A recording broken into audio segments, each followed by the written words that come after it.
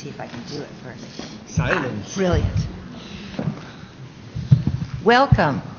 I'm Valerie Steele. Thank you so much for coming to this event. It's going to be one of our most exciting. I'm really, really delighted to introduce you to tonight's speakers. We have here Inès de la Fressange and Bruno Frisoni. Hello. Respectively, brand ambassador and creative director of Roger Vivier.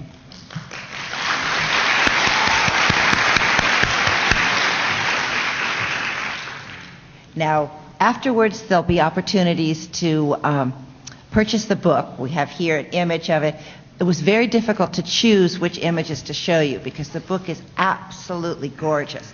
But this gives you a little taste of it and a taste of what Bruno's doing now at Vivier. But here we've got these Belle Vivier shoes in patent leather with the famous little buckles. These, of course, were associated with the Mondrian dresses of Yves Saint Laurent and with the movie Belle de Jour. But they've also been an inspiration for you in general. Do you want to just say a few words about them? Well, it's the iconic shoe from Roger Vivier, as we wanted to give a modern take on a very simple shoe to wear, as also very identifiable. And it's, of course, from Catherine Deneuve, wear it in Belle de Jour, a Buñuel movie. I redesigned it because for me, when I saw the archive, it was looking a bit like a retro shoe, so I just designed a new last and make it maybe flat, because for today it's a modern look. So we'll see more in a minute. Here we have, of course, with the Mondrian dress, the David Bailey photograph, and the Roger Vivier shoes. Everybody knows the dress, but you have to be a real fashionista to recognize the shoes that went with it. It's 1965. And here are your new Belle Vivier ballerina flats. So it's kind of a magical shoe because, of course, yes, it exists since a long time, and it has been crossing like this the decades in an incredible way. And I always remember this lady that arrived at the shop, all dressed up in black with black pants, black sweater, and she had awful loafers with heels, a little bit rotten like this. And I wouldn't say the brand. And you don't remember it? Yes, I do. And then she's been trying these shoes, and suddenly she's totally transformed, and she looked like Lee Radziwill, or I don't know. She had style, like immediate style, and she even seemed more clever, more bright, I don't know. And then it was incredible. And then, to make a long story short, she went away, and after I said to the seller, did she buy these shoes, of course? And she said no. And then she was really stupid. And right. She looked more intelligent. But I think this, it's a joke, but this should be about luxury, and why luxury exists, Of course it has to be a dream. Of course it has to be fantastically done and with somebody very talented. But it has to be a solution, it has to help, and I think women have to wear them. And this woman, she will never catch it. A lost opportunity. And then, of course, probably the most beautiful woman of the 20th century, Catherine Deneuve, both the poster and then the film set. Oh, sorry. No. Go back. Can I go back? The funny thing is, voilà. Catherine Deneuve, she still come at Roger Vivier. Yes. And she's still gorgeous. Yes. Well, later I have a picture of you chatting with her. We can talk about that. But this one now, the chalk heel. Tell me about this one. This is Miss Viv from 2012. And why revive this heel? So again, another quintessential. Vivier is really known for so many of these brilliant heels. Yes, is known for the lines. mainly, and the embroideries and specific material. But the shock is really very modern to me, always been, because it's like a straight heel with a movement, and there's a very discrete signature, but if you really look at it, it's very special. And I think when I start to work on Roger Vivier relaunching, to me it was the more contemporary heel I could bring back, because it's less lyrical than the Virgule that we launched back again, which was certain time it's not appropriate, it's not the right time to come back with it, and this one is whenever ever it's always right. Yeah. Yeah, but it's so fun good. because there's a lot of people doing this kind of shoes, and but they're not the same. And that's the interesting things about shoes, because it's a question of millimeter. Yes. I was just going to say escarpin in English. heel. Pumps. No. Pumps. Everybody's doing pumps. There's pumps everywhere, and for all kind of prices. But the quality of the leather and the shape, makes the whole difference. And another signature, the comma. Stuck with the the comma fabric. heel, which again, this is another one that you relaunched. And this one, of course, everybody who's a fan of Recently, Vivier yes. remembers this. But again, it's a little bit different than originally. A millimeter here or there. This one was it was a first trial, I will say, some years ago, and it didn't catch. It was maybe not rightly done, maybe not the right time, but the past season for this, recently, I relaunched it because it was really seems to be the right moment to go to something that is more a very defined silhouette, like very special Virgule heel, and I was really caring to bring it back as it was before. So if you look at the one we relaunched it recently, it's slightly different of this one, and it's exactly the same. And I just bring a new height, because today women want to be higher than that sometime, and so that's the new. Yeah, but that's the funny thing also about fashion. It's, for instance, for clothes, it's the same if you want to do an antique outfit.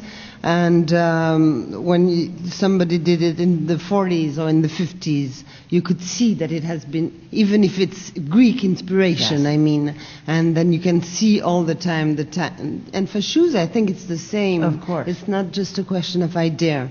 There's a way to do it. Well, and this one from 1964, which I guess Princess Soraya wore. You know much more than us. And now, but this one is one of Bruno's. This one is the new height. Yes. Yes, this is significantly higher. That's a 10 centimeter. It's not so high, but considering what we have today possible. Well, this is the thing, because as you see at the show, so many of the heels on our exhibition are huge. But when you do a heel which is an interesting, beautiful heel and shape by itself, it doesn't have to be so high to give the same heel effect. That it's sort of fabulous. And also, I always say that if you want to look taller, the best thing is to have a ladder. We're not putting high heels just to be taller. It's a question of style and finish, the silhouette, and this obsession that if you have huge heels, you're more sexy. Don't Until think you fall so. down. It helps. Now this one also hugely decorated, amazingly beautiful, embroidered, silver thread, topazes. This was, I think... That's the Soraya one. This is also a Soraya, yes, also. Oh, sorry. But this was the one, I guess, was the most expensive shoe sold at auction? I bought it. To help advance it. Actually, I was at the auction. I was thrilled, really enthusiastic by this little shoe, like a Cinderella shoe, before midnight, of course. And And I thought the Roger Vivier had to have it, Yes. you know, and especially to give it back to the Museum of Shoe in France. And then I started to do that, you know. And when you start like this, hard to stop. I was sitting next to the general manager of the company, watching me like this. Is she crazy? What? And then I couldn't stop. And finally, that's the story about shoes. When we buy shoes, usually it's not because we really need them, but Hi, we Sabine. want them. You can't stop. We're working a lot with this. It's all about desire and the fantasy. Men can't understand that, but the fantasy of what the woman we wish to be, and that we are maybe, or maybe we're not, and we all have shoes in our closet that we don't wear, and it's not bad, don't worry. And then being at this auction, it was about desire like this, and it has nothing to see with reason. But, however, I thought it was good that we had the most expensive shoe of nowadays, because a lot of people understand only about money. And then if they understand we have the most expensive shoe in the world, at least they understand that Roger Vivier was really very important, you know. And then if they understand that, and if they don't understand talent, creativity, genius, at least they'll understand money. And then I succeed really well, because we had plenty of articles about that. And they noticed this beautiful pair of shoe. Maybe they wouldn't have noticed it if not. Then let's spend money. That's the right attitude for the brand ambassador. And here's Brigitte Bardot. Whoops, I went back. Once I've met a Chinese journalist, and she said, "Who is she?" Of course, you know, the country was a little bit closed at this time. But those boots were also really famous Roger Vivier style. The sort of kinky boots they were called back then. Yes. But it's funny to see that Roger Vivier was the one doing shoes for Dior with embroideries and very ladies-like. And after that, he was keeping on working and changing the decades. Usually, you know, all the designers, they're linked to a decade. Yeah. And he was all the time like a visionary guy, no? Yeah. Yeah, I mean, it's just it's contrasting take when you consider that you seen the Soraya beautiful shoe, and then you go to the knee-high boots, which are considered kinky. So it's kind of a grand écart, we say in French, you know, in terms of style. Usually people are more focused, and he is focused on a certain style, but he's focused on fashion at the time, and he was always kind of aware and in advance of his time. Well, I want to talk a little bit about Roger Vivier, too, and this is a little scrapbook of his. You have a big collection of the scrapbooks in the archive. Do you keep scrapbooks, either of you?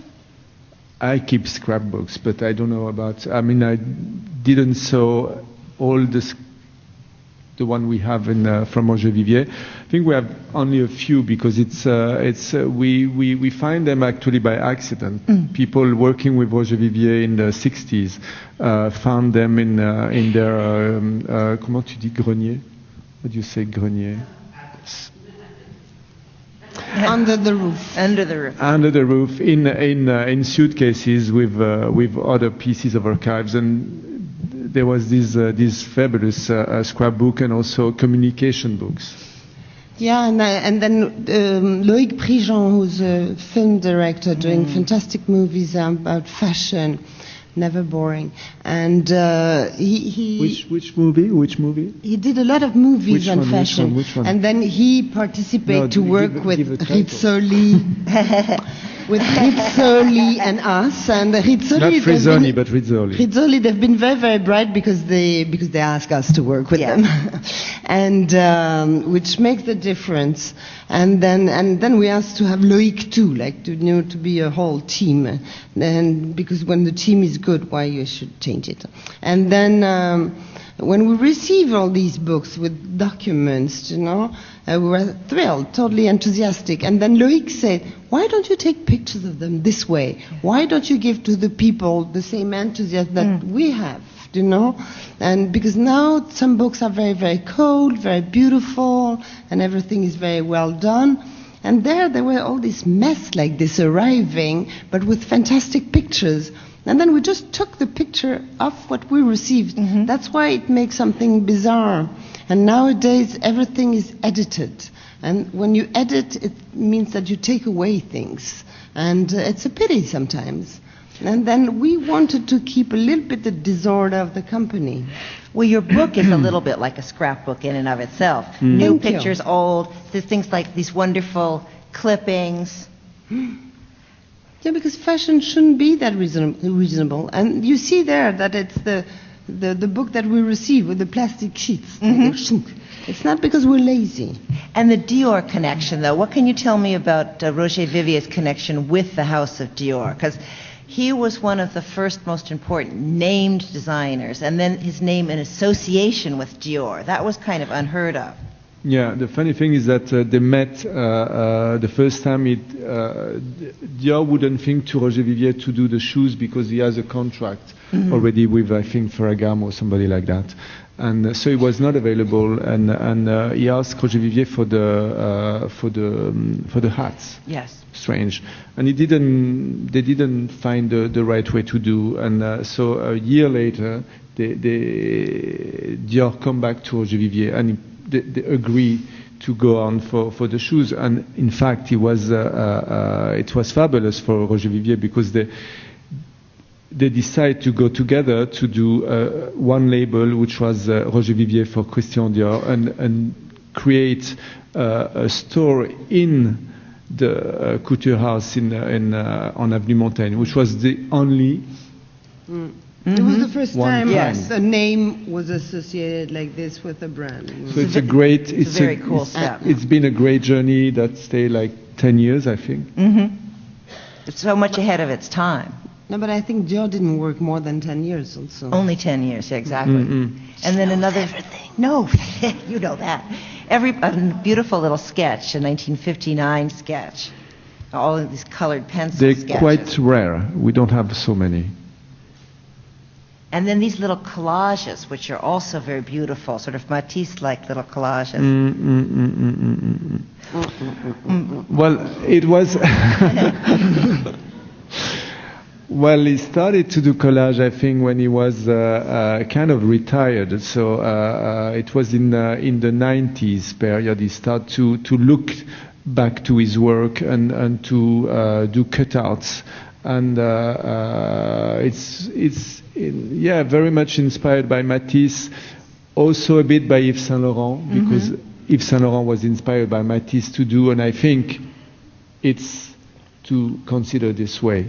And do you feel that you've had any inspiration from these sketches of his? Sometimes, yes, because I'm surrounded by it. So sometimes I go back, I look at it, and maybe I've just, they're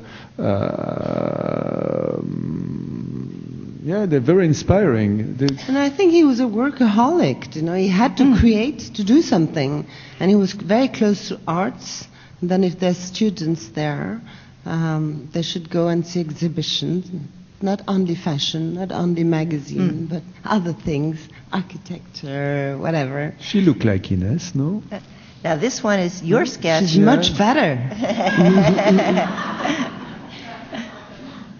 And also your sketch of a bag, too, because now you're doing the bags as well as shoes? Well, the idea when we launched Roger Vivier with Mr. de Laval which is the owner, was to make Roger Vivier a shoe brand became an accessory brand. So we definitely wanted to bring a maison d'accessoires, so bags, of course, glasses, whatever is peripheric in the accessory or around the clothing is very important for us.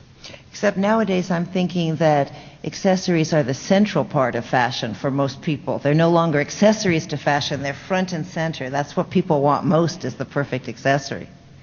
Well, it can change your look, it can change your day, your mood. It's very important. Many times you start from the shoes.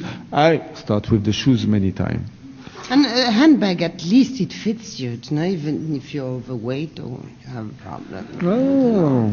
No, but it's, you know, if you like it, it fits you. Yes, well, it's the same with shoes. I always thought that shoes were shopping for shoes was the highest form of shoe shopping because, you know, you were never too old or too fat. I mean, a beautiful pair of shoes, you just put them on and it would carry you away. Yeah, I think, you know, if you forget you lose your case at the airport, for instance, you can always manage to dress up. Everywhere in the world there's very nice clothes, and if really there's nothing, you just put a pareo or the shirt of your husband. You know, you can manage. But for shoes, you don't find beautiful shoes everywhere in the world, you know, and it can do the whole look.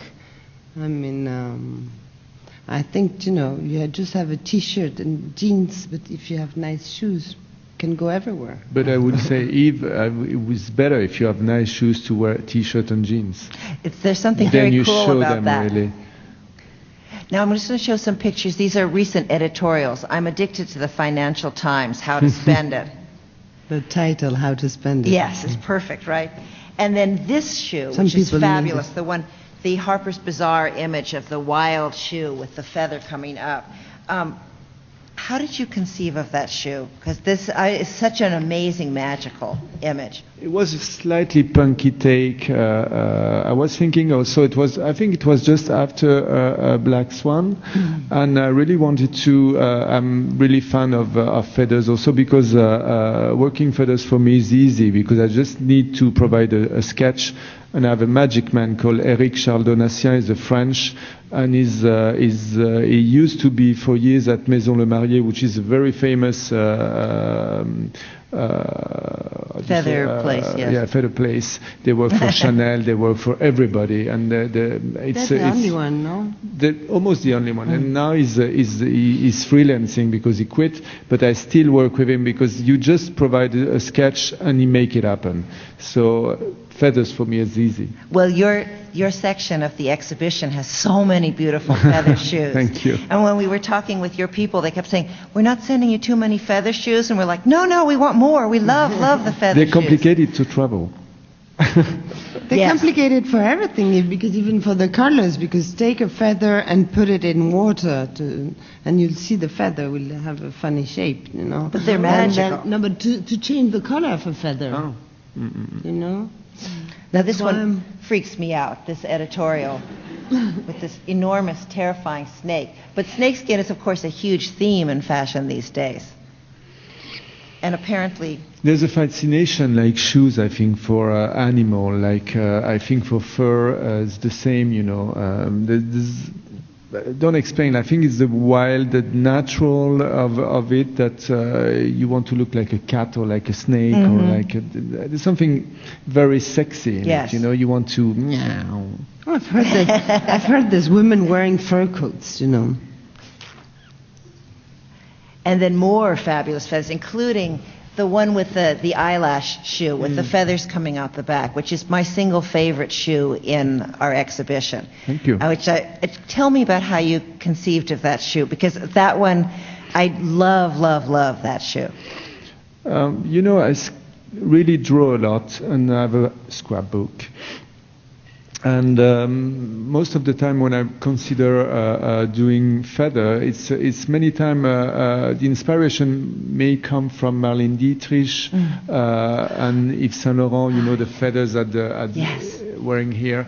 And I don't know, it's just drawing, it was a gesture, you know. I was drawing this heel, and it was maybe the line was going out of the shoe, so it became feathers, and it really looked like eyelashes. So that's why I thought it was really feminine and like a drawing. Yeah.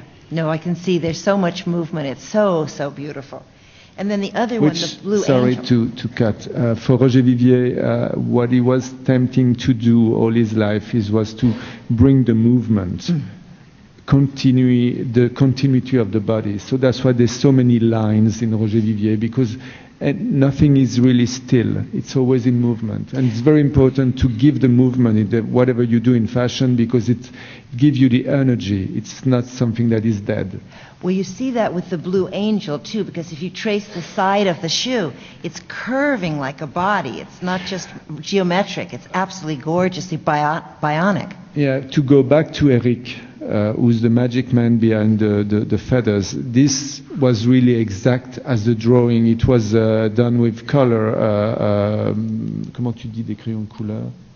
Colored pencil. Yes, Colored pencil. but I drew very fast, very quickly, like and it was really an impression of feathers, very abstract, and I wanted him to duplicate this. And it's if you had the possibility to put the drawing facing to this, it would be almost exactly the same. So it's really good. That's really gratifying. Okay, now you're going to tell us, Inès, what is Catherine Deneuve like? What did you talk about? She's incredible because first she's normal, which for a star is incredible. Impossible. We have a lot of people normal. And second, with this conversation, I noticed that she doesn't like fashion. She's a fashion icon. Yes. And she likes clothes. And she likes clothes since she was a child. And she told us that with her sister, they were drawing shoes all the time and talking about clothes all the time. And the huge interest that she had in shoes, clothes, accessories, bags. And once she told me, oh, I never find the right bag. They're too tiny or too big. And then she designed for us a handbag. And it was not that good. Too many pockets. No, it was. But I'm kidding. And then, she really loves clothes. And finally, people who have style, it's because they give interest. You know, nowadays you see a lot of people on red carpets, and it's not to criticize, but usually it's coaches who are doing their looks, you know, and coaches, Stylists. yeah, stylists, and crutches, and then on them like crutches. I don't know. And then they don't look really comfortable because they just ignore what they're wearing. They think they have to wear that. And Catherine, no, she has an eye and she decides, you know. And then it's fun that when she was pretty young, she was wearing Vivier, she knew Vivier, of course, very well, Saint Laurent. And still now she loves them and still wear them. And not exactly the same as we say it, but and she comes herself in the shop. You know, she doesn't send someone, an assistant, and she decides. She has one style of her. She asks a specific heel on with the buckle on the top, and called Miss D. And this one Deneuve was a successful thing because she said, I want a heel like this. You know? And so yes, she's a star, you know. And then, and very often I see her dressed up just with a black V-neck sweater and a pair of pants, and but all the time with beautiful shoes and beautiful handbag.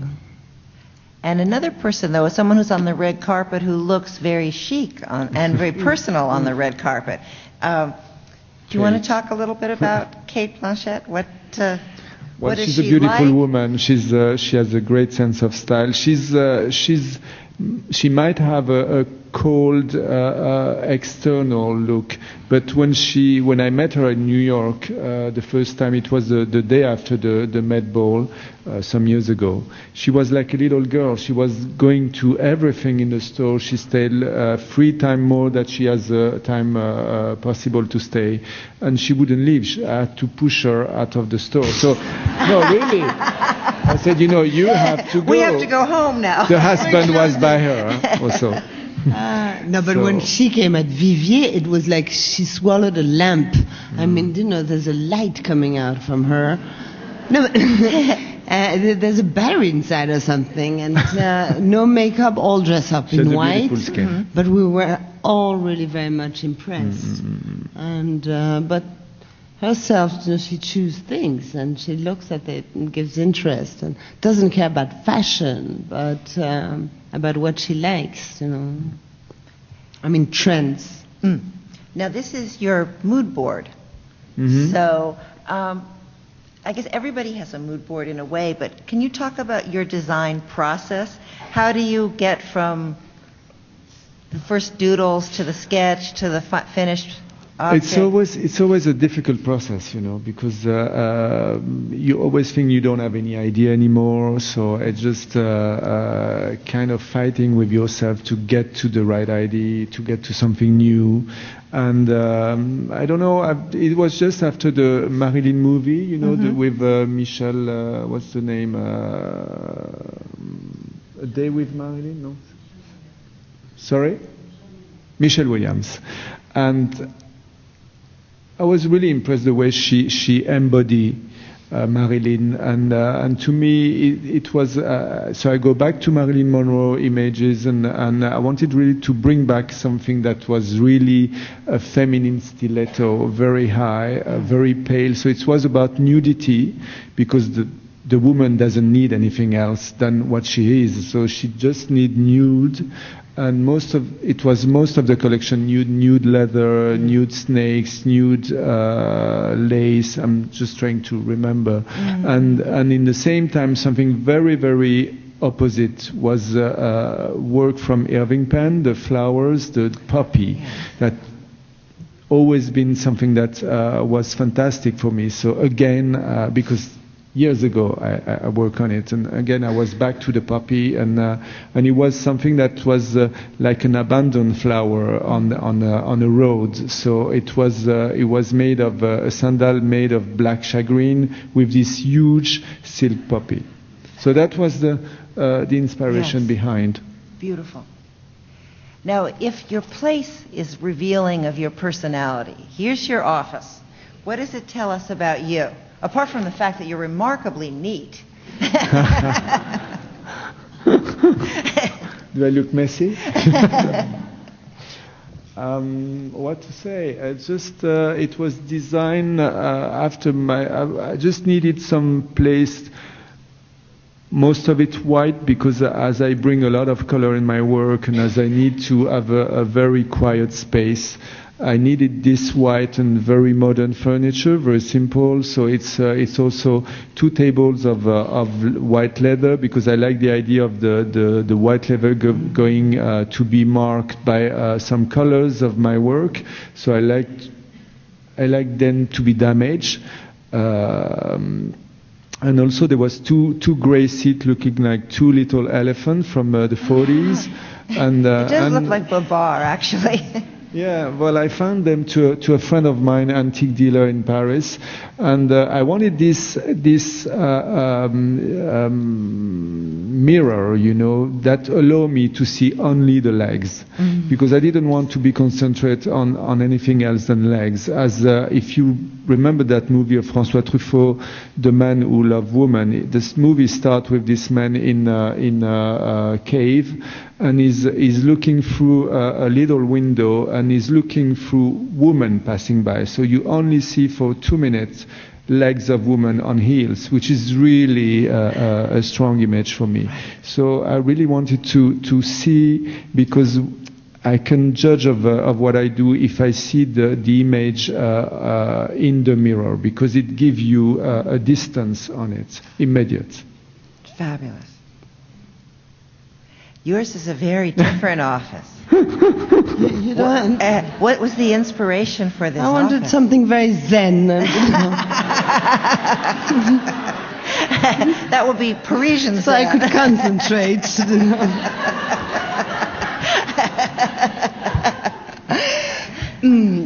Listen, it's just the opposite of the house. It's like a U, like this, and then on one side there's Bruno's office, quite neat. He's not at all a maniac now. And on the other side, this is my office, with music, plenty of people, dogs, friends, just totally different. And no mirror, because You mean I have no friends? The mirror is painted, actually. There's a graffiti. And but at the beginning, people would come and tell me, who's Roger Vivier, I had to explain, and then I had plenty of pictures, books, your books, and to explain to people who he was, pictures of him young, old, and all that. And I don't know, more and more more things were added. And when you see Roger Vivier work, there's all kind of things. And high heels, low heels, feathers, whatever. And then fashion is a little bit about disorder, and I don't have to create, but I like what people create. And then, when there's little paintings and little things, pictures, I want to keep all that. He's the one who's supposed to work. I like the office because it's a very contrasting place. When sometimes I escape, I just go and kiss her. Not so many times, but because you don't need to abuse. But also it's great because it looked like an editor. To me it reminds me very much of Diana Vreeland. Yes. Atmosphere. It's you don't know where to look. There's always something, and even if it's something I know, it's always catching my eyes. Yeah. In a little angle, I always think I discover something. So the mess is well organized. Yeah. But we spend a lot of time at work, and one shouldn't be very proud of that. But in fashion, we work a lot, and then personally, there has to be a nice place, that smells nice and all that, because we're there all the time, even more than at home. Nearly, it's pathetic, and then fashion is about meeting people, all kind of people. And then there's two sofas, and there's even a fireplace. And but it's important to listen to people and to meet people. It's welcoming. And all kind of people. It can be customers, journalists, artists, whatever. And sometimes people, when they're depressed in the company, they come there, and then I'm very happy to be the psychoanalyst of the company. Yeah. They get a little sugar shock from all the pink and go out feeling happier. Now, I want you to talk about these shoes, Bruno, because these shoes are so beautiful. Dovina, like the model, right? Right. Elephants. Yes. I think it starts with it's actually if you look at the front, it's a bit of a vintage shoe from Roger Vivier, which was in a blue silk with a blue stone on the top, and so I start with this, but I wanted to have this kind of it's like a bird that come and just want to take the gold of shoes, like who would build the shoe with gold strings, and it's actually a gold mesh, real gold mesh, very fragile, that is mixed with silk fabric, looking like nude again. And I like these birds, like pink birds, very folie bergère in a way. Beautiful. And this one also, the écume des modes, which I had to look up, meaning foam or frothy or foamy. These are quite lovely. What was behind these? I think the inspiration was African, the Maasai or the other African, I don't remember which one, but they have that kind of headdress, Hairstyle. And it's called Écume des Modes by another famous curator, Valerie, called Olivier Saillard, because at the time it was Olivier doing little poetry for every shoe, every bag, and he will call it Écume des Modes, which is because of it's rolling like fashion, and this heel, I call it Zaza, I think, because of Zaha Hadid. Zaha Hadid had done all this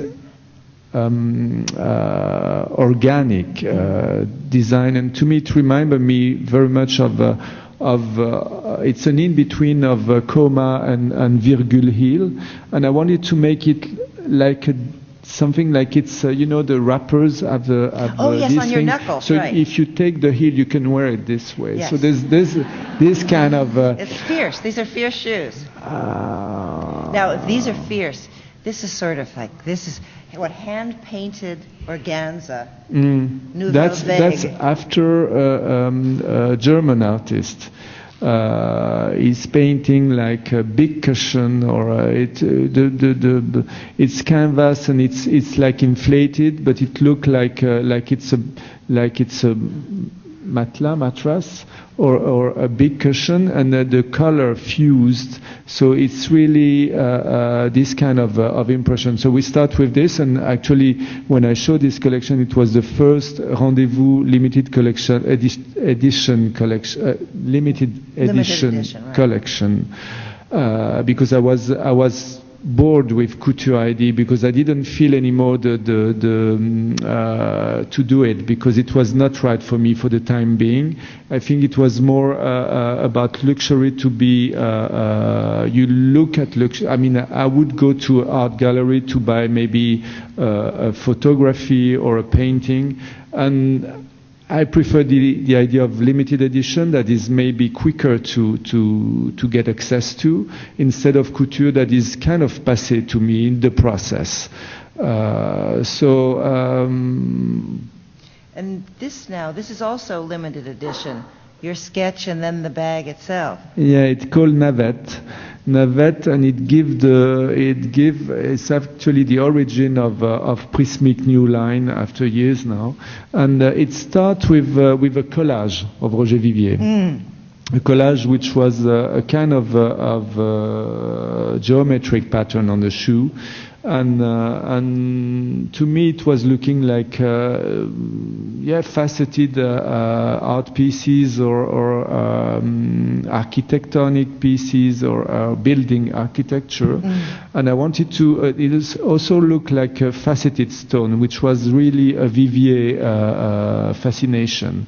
So I wanted just to create kind of a new purse, a new box for the evening, for the girls, for ladies, and it was made of silver-plated gold with lacquered pieces, and so I start to every season work on this idea of faceting thing. Also because of the I'm too long to explain. Little jewels, their little jewel box.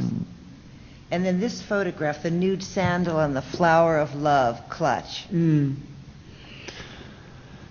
This is again Rendezvous limited edition, and it's I think it's you've seen the kind of inspiration wall from this collection after Marilyn Monroe. It's all about nude, so it's a leather like a Spanish leather, very feminine on a very strict silhouette of a sandal. Now this is back to architecture and interior design. This is your little stair of the vanities. Inès, can you talk about this? Because you've got famous celebrity photos, but it took me a few minutes to realize that staircase actually leads nowhere. What was that? Actually, we had all these pictures we were very proud of, like Audrey Hepburn and Marlene Dietrich and Françoise Hardy. I mean, all kind of people wearing Roger Vivier, and then I wanted to have it framed. And then put it there, and then said finally it's the stairs of vanity, and it's to show that vanity leads nowhere. And but and you know, things shouldn't be all the time very, very useful, and this is totally unuseful. Totally useless, but fascinating. And that's vanity. Yeah, some of your celebrities here who've been wearing Roger. Oh yeah, but it's funny because, you know, it's luck when you have something from Vivier, it must bring you luck, you know, lucky charm. Because this lady there with the white dress, she had the Oscar and she had a Vivier bag, and Marion Cotillard, she had Vivier shoes. I mean, I would be an actress. I would wear Vivier.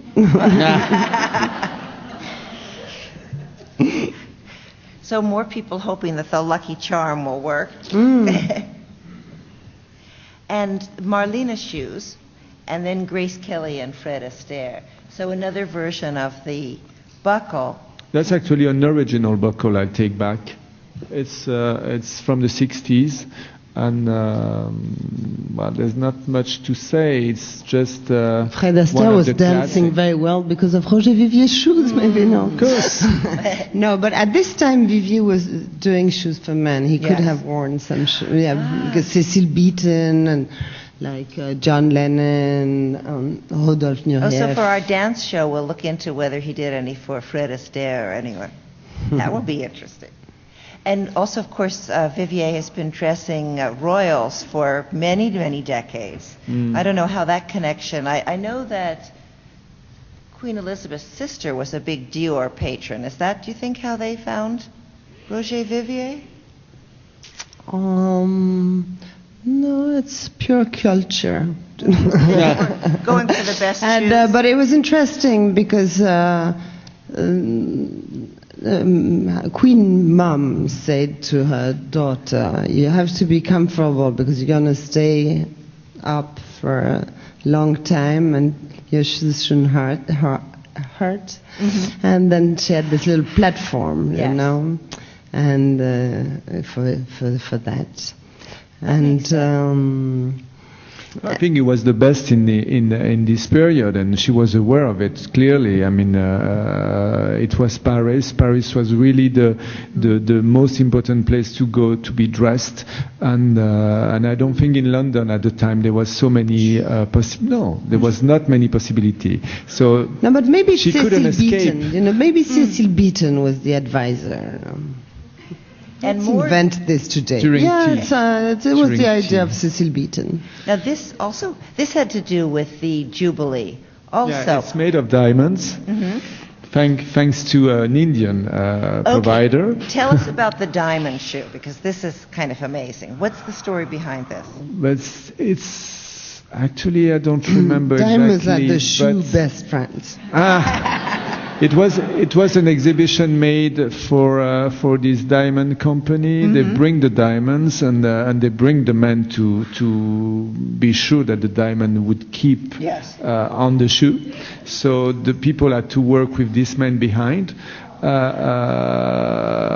So it's I designed a shoe for. Not walking the stairs to be a queen, but to go maybe to Annabelle in London to have a couple of drinks and dance. So I put it on a very high heel. In the evening, you don't put your shoes in your closet, but in your safe. Right. You send the bodyguard home. You just need to go back safe home. And then this looks like, again, it's the same idea of the sort of that's geometric a prismatic, forms. That's after this elaboration on facets. Facets, yes. And it's after years doing this, we consider that it was a kind of a signature coming, and I wanted to bring just a very simple bag. So it's the construction is with or without a flap as a paper bag, right. But with the cutout of leather and construction, it gives movement, because if you add one, you will see that it won't stay straight, but it would take some architectonic shape. Yes. I want to leave a few minutes for questions, so I'm just going to move rather quickly through. But if you could tell anything about your rose and roll shoes, not rose rock and roll shoes. Yes. Yeah, but it starts from rock and roll. But no. It's just rose and roll shoe is a spin of a rose heel. So it's you see of course with the thorn coming out. Coming out, and I wanted to repeat some heel from Roger Vivier that was more a Louis XV heel with a thorn, and I wanted to make it very sexy and very stiletto-like, and then of course the rose, because if there's a thorn, there's a rose somewhere. So it's just I wanted more like a turning, non-stop turning fabric. So that's why I call it rose and roll. This is a beauty, really a beauty. And then this your makeup, another bag. Metro collection handbag. It's with the buckle. And some of your jewelry, which is also faceting. That's a prismatic new line. Also, the bangle called croissant, because it looked like a little croissant in the morning. Chew on that. And then this image, I just love it as an image. This photograph, it's the pyramid clutch, and then your gourmet ballerinas. But it's just I don't know who the photographer is, but it's a fabulously crazy image. It's very much inspired by a picture of Helmut Newton where you see a crocodile that eats a woman, I think, no? Oh, okay.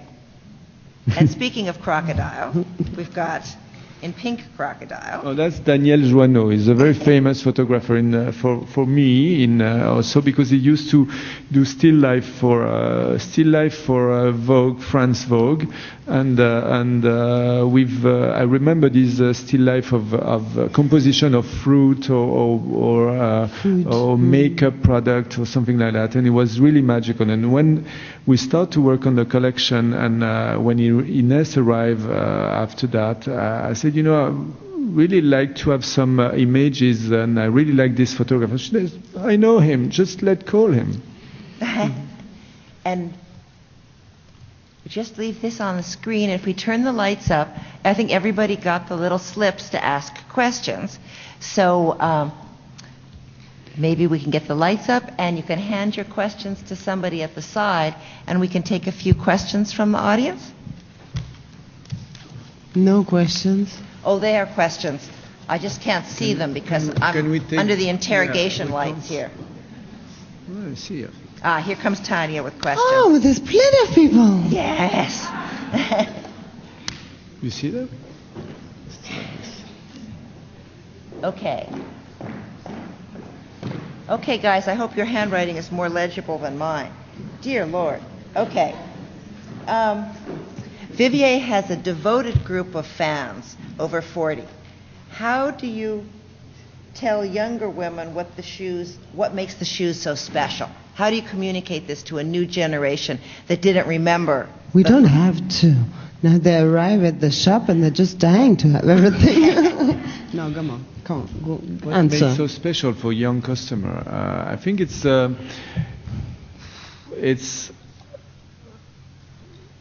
very difficult to explain because I think there should be a magic. There should be something that is very special. Maybe there's something very French, very Parisian, and very playful in the same time. But I think the nice thing, it can be trendy, funny, but elegant. They can and they catch it. That they can have everything.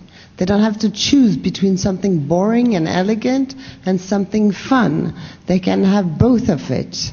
And also they understand that it brings them immediately something. And they just can't resist. It's all about desire. Now I've got a question for you, Bruno. What's the difference between designing a bag and designing a shoe?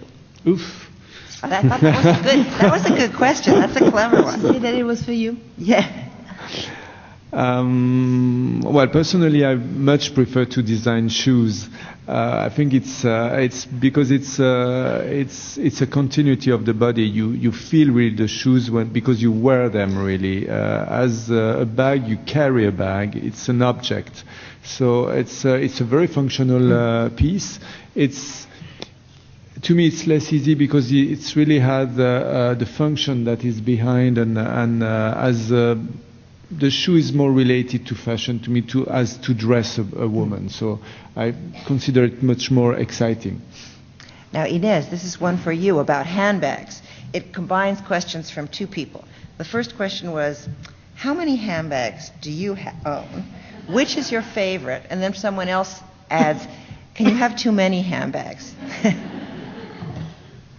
Too many, I don't even know what it means. She has many handbags. Listen, I have all what I want. I mean, it's a dream. I can go in at Roger Vivier and pick up whatever I want. Yeah, you hate me? Okay, it's done. And she wears also Celine and. But I keep on buying things in some Chloe. other places. Okay, I'm crazy. And but the more I know about fashion, the more I know one doesn't need a lot, And I have little secrets, It means there's one handbag called the Diligence, the one, when you show the silhouette, the drawing, black, and I said the girl was a little bit fat and had a bag. That was the bag that I like, and I know that with this, if I should take away all of them, I would keep this one, you know, because it's in crocodile. No, I have it in leather too.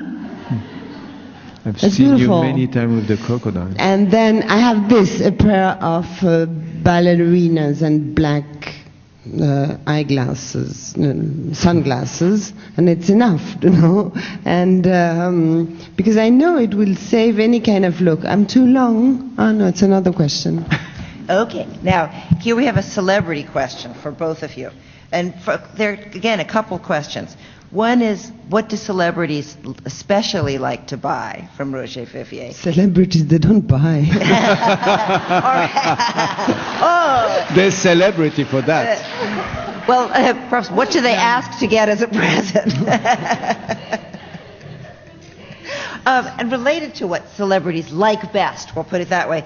Also, how do you get No, celebrities, you know, celebrities, they're not that different than normal people. And it's funny as when a woman arrives in the shop, she knows what is good, you know. And we're quickly out of stock. And these people, celebrities, they're just the same, you know. And lately we had this problem because two celebrities wanted the same pair of shoes to go to the Oscars, you know. And then Christina was working with me, saying, which one do we choose? And then I don't know how she managed. Okay. Now this is related to that. It's again a question. How do you get all the A-list celebrities on the red carpet to wear Roger Vivier? Oh. Well, They called, They you know, call, they approach you. and they, the stylist working for them, they come, they ask, and they're not totally stupid, you know, they know. Well, what's the funny thing is many time we have celebrity that are signed with other houses. We don't sign anybody because we don't have maybe the possibility to sign anybody. Yeah, we have, but let's we don't say so. need We to. are a very small company. So, but other people pay for us, but they still want to have something that they really loved. So you know, it's just at the end you have been through this story different times, but when you see the actresses doing the last choice, it's only them. Even if there's a stylist, even there's a house behind, at the end they choose to wear it or not. Look at this famous actress, you know, your friend, the blonde with the knife. Sharon.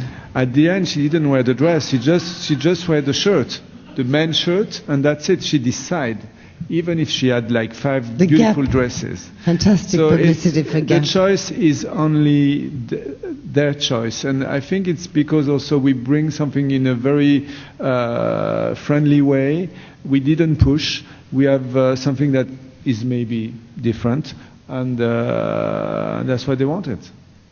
I have a question now for both of you, talking about how 98% of women can't walk in really high heels. And what do you think about the issue of heels, high heels, and they just want you to discuss the issue of heels and walkability? Yeah, I am not so responsible. What was the question? Let's talk about high heels. Listen, at a certain point, when you love really fashion and clothes, you have to forget about comfort. You know, it's only about desire. If not, I agree. You go at Nike. I mean, you know, there's nothing more comfortable. And who wants to be comfortable? No, but you know, just a little story. It's related to Inès. I remember when Inès arrived, she has 2 daughters. They were really younger at the time. I mean, they didn't fit the shoes, but they would pass some hours in the stores because it was kind of new, and they fascinated as little girl, as women with shoes, you know. And I remember it was Violette, the youngest one. She wouldn't do the size, but she managed in certain way to make it happen. So because she has such a desire to wear it, and I think women, It's about desire. You know, if you really want to be high on heel and you want to seduce maybe or to have fun, you go for heels. And, no, but also that, you know, there's a technique for some shoes to be high and comfortable, you know, and well, we don't care. I mean, do we care for comfort? If I dress, I don't want to be comfortable. I want to be good looking and I want to be fit. If I want to be comfortable, I would go for a jogging maybe if I'm alone. But there's a lot of women, sneakers. they don't feel comfortable with flats, you know, because they think they're too short. I've seen a lady this afternoon told me, I'm so short. She recognized herself. And and then they feel bad with flats, you know, even if we tell them they're very good and very nice. And then some women that's so used to heels, you know, it hurts them to put flats. Sarah, we'll make an exception for you. What you got to speak up. What's your question? I love the store, and it's like a candy store. We've got to mention that it's a candy store. And I have seen celebrities go into the store to buy on their own, and really they're paying for it, and they feel the same way like it's candy. But I want to compliment your genius, because one day She's your cousin?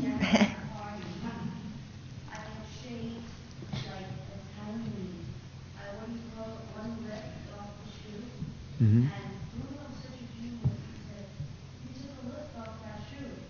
And I think that you could have such a genius eye with the greatest shoe designer. And in my opinion, you're number one. Well, thank you. Thank you. Now, I have two more questions for you, and then we're going to go up and sign books. But one question, second to the last. What do you love most about designing? Designing. Really, that's why I'm here today. It's because I have a passion since I'm a kid. It's designing, drawing. So that's why I go to fashion, because it was an issue to make it happen. And my love of fashion, my love of drawing, and it's not a work, it's a fantasy. Sometimes it's a pleasure, sometimes it's hard, because you discover that love is not always a good moment, but it's always going to something good. So. And then the last question is for both of you, and it's very simple. They're asking you to define sexy, presumably with relation to shoes. Start.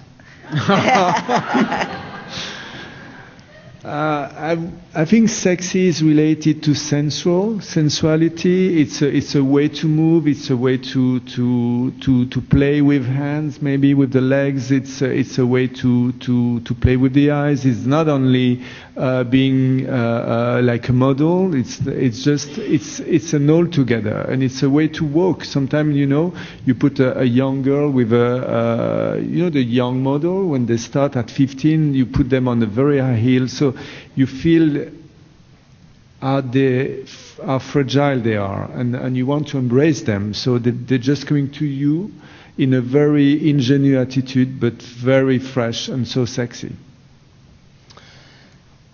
For me, sexy is a terrible world that has been destroying part of the fashion since 20 years. This is sexy, this is sexy. And women transform into what we used to call prostitutes. And because they're afraid, and they want to be like dolls, and then all the women's lib and all seems to like unuseful, because the image of some women is just pathetic, because of this word, sexy. And sexy, it's only if you feel sexy, and we have to dress up to feel better.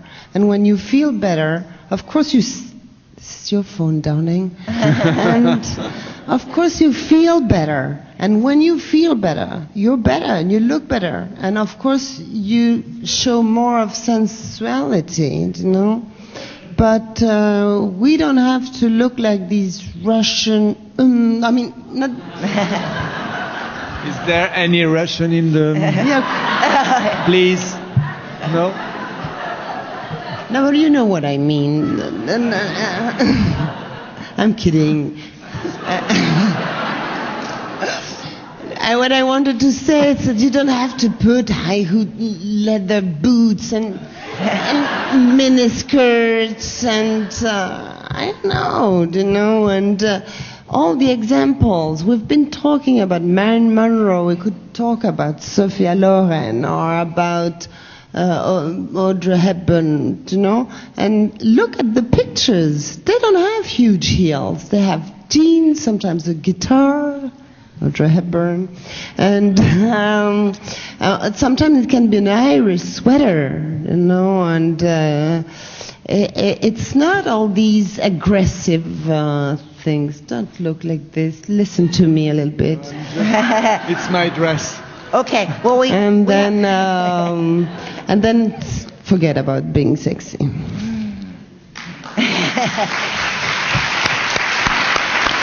Thank you. Thank you.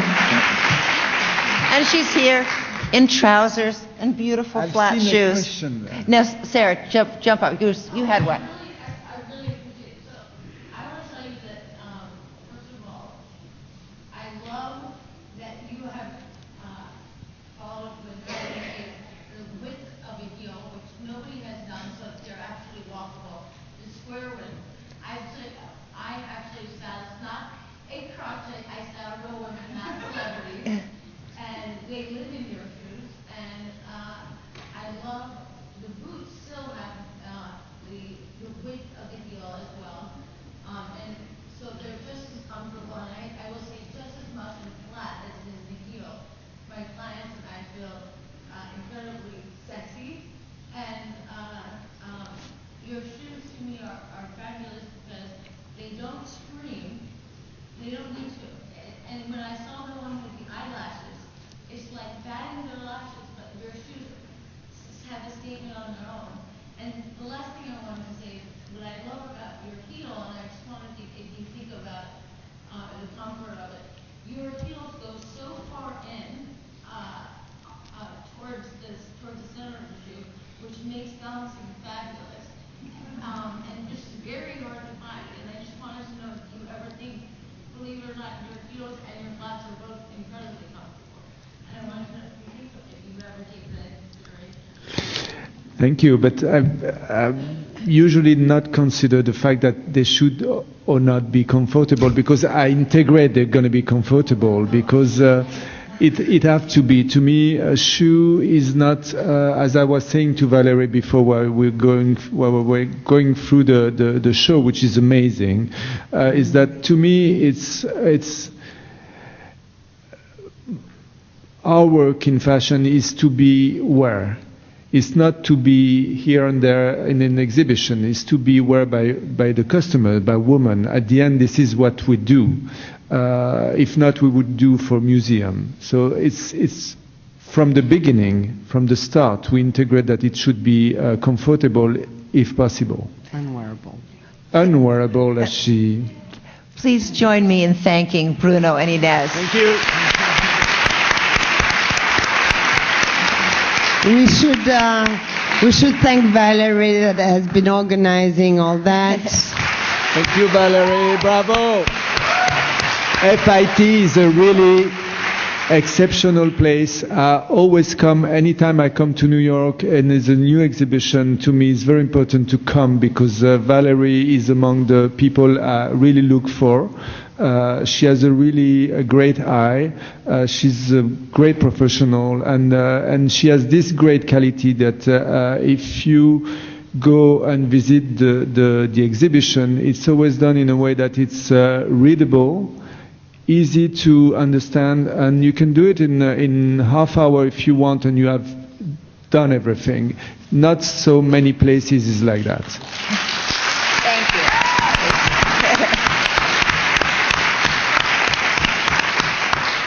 And now we're going to go upstairs where you can get a book. Oh, we have. We'll sign the books here. We're signing. There. Okay, sorry, we're signing the books here. You can buy your copy upstairs. Sorry, darling. It's okay. I'll move the microphone.